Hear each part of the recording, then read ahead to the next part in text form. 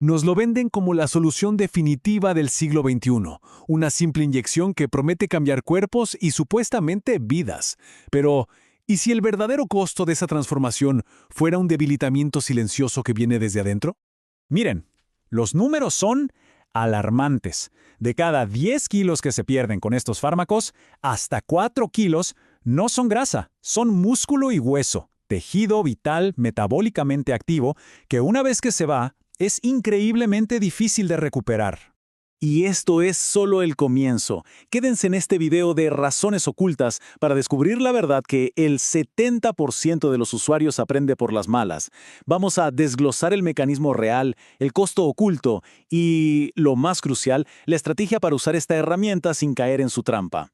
A ver, para entender bien todo este lío, tenemos que ir al origen. Y la historia es fascinante, porque la clave no se encontró buscando una cura para la obesidad, sino observando el efecto secundario de una cirugía, uno totalmente inesperado. Todo arranca con la cirugía de bypass gástrico. Los cirujanos empezaron a notar algo increíble. Pacientes con diabetes severa, de repente, veían su enfermedad revertirse, en cuestión de días, mucho antes de perder una cantidad significativa de peso. Esto, por supuesto, desató una búsqueda que nos llevó a las incretinas, unas hormonas del intestino, y a la más potente de todas, la GLP-1. Piensen en nuestro páncreas como un campo de batalla metabólico. Por un lado, la insulina, que baja el azúcar en la sangre. Por el otro, el glucagón, que la sube. En la diabetes, el glucagón está como loco, hiperactivo. Bueno, la GLP-1 natural de nuestro cuerpo funciona como un freno para ese glucagón. Y aquí es donde la historia da un giro de 180 grados. El fármaco original para la diabetes usaba una dosis bajita para controlar ese glucagón, pero alguien se dio cuenta de que los pacientes como que comían un poquito menos. ¿Y qué hicieron? Simple. Aumentaron la dosis de la misma molécula, le pusieron un empaque nuevo y listo. Crearon un negocio multimillonario para la pérdida de peso. Este gráfico lo dice todo. La diferencia es abismal. Mientras una comida alta en proteína y grasa activa nuestros receptores de GLP-1 a un nivel, digamos, de 8, la dosis del fármaco los dispara a un nivel de 20 o más. Es una señal tan potente y tan artificial que el cuerpo básicamente entra en un estado de shock fisiológico. Ok, ¿y cómo se siente todo esto en la vida real? La narrativa oficial nos vende una idea muy atractiva. Controla los antojos. Pero lo que pasa en el cuerpo, bueno, la realidad es mucho menos elegante y francamente bastante más incómoda. Así que la pregunta que tenemos que hacernos ¿es un control mental sobre el deseo de comer? ¿O es la consecuencia directa de un sistema digestivo que ha sido puesto en pausa forzosamente? La secuencia es brutalmente simple. Primero, el fármaco prácticamente paraliza la digestión. La comida se puede quedar en el estómago más de 30 horas. ¿Se imaginan? Literalmente empieza a pudrirse ahí dentro. Esto, por supuesto, genera una sensación constante de náusea, de malestar. El resultado no es fuerza de voluntad, es una aversión a la comida porque el cuerpo se siente perpetuamente enfermo. Y las señales, bueno, no son nada sutiles. Hablamos de aliento fétido, eructos con un olor a azufre muy particular e incluso un riesgo real para los anestesiólogos, que se han encontrado con estómagos llenos en pacientes que juran haber ayunado por 24 horas. El sistema está, en efecto, paralizado. Y esta sensación de sentirse mal todo el tiempo nos lleva a este número, que es muy revelador. El 70% de la gente, más de 2 de cada 3, abandona el fármaco. No por orden del médico, sino porque están hartos de sentirse crónicamente enfermos. Y lo más irónico es que el cuerpo, que es una máquina de adaptación, se acostumbra.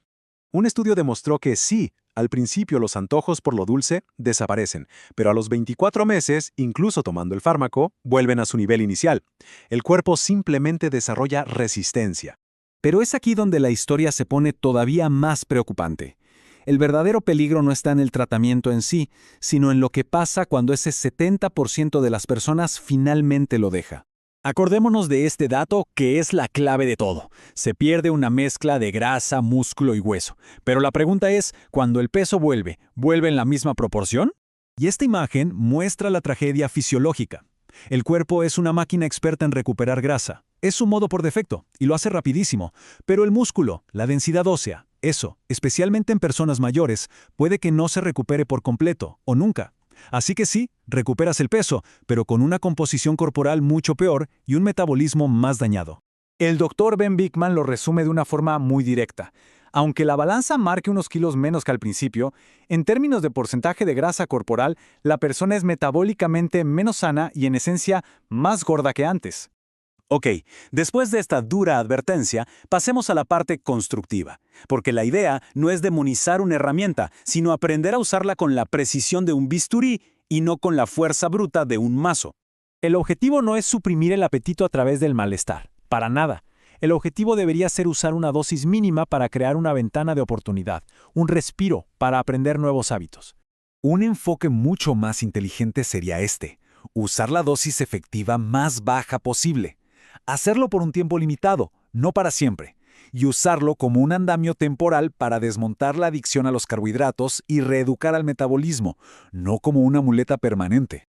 Y durante esa ventana de tiempo, el foco debe estar en aprender 3 principios que cambian el juego. 1. Controlar los carbohidratos procesados. 2. Priorizar la proteína para proteger ese músculo tan valioso. Y 3. No tenerle miedo a las grasas saludables, que nos dan saciedad de forma natural. Y este es el punto clave de todo. El fármaco no da autodisciplina, lo que impone es una aversión química a la comida. El objetivo debe ser usar esa tregua forzada para construir una disciplina real y sostenible, una que nazca del conocimiento, no de la náusea. Al final, esta tabla resume la encrucijada. Es la elección entre un control externo, químico y temporal que tiene como peaje el malestar y la pérdida de músculo, frente a un control interno, conductual y permanente, que lo que construye es verdadera salud, fortaleza y autonomía. Lo que nos deja con una pregunta final, una que es imposible de ignorar. Si una herramienta usada de forma incorrecta te deja metabólicamente más frágil que cuando empezaste, ¿es realmente la herramienta correcta para construir un futuro más fuerte? La respuesta exige diferenciar entre una solución rápida y una solución real.